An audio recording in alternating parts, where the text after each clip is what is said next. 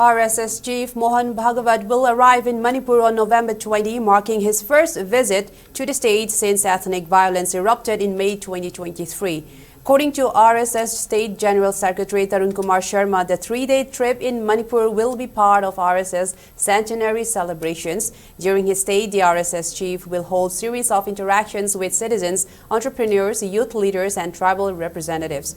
On his arrival day, Bhagwat will attend a program at Konjan Laikai in Imphal to meet entrepreneurs and prominent individuals, followed by a session with tribal leaders from hill districts on November 21.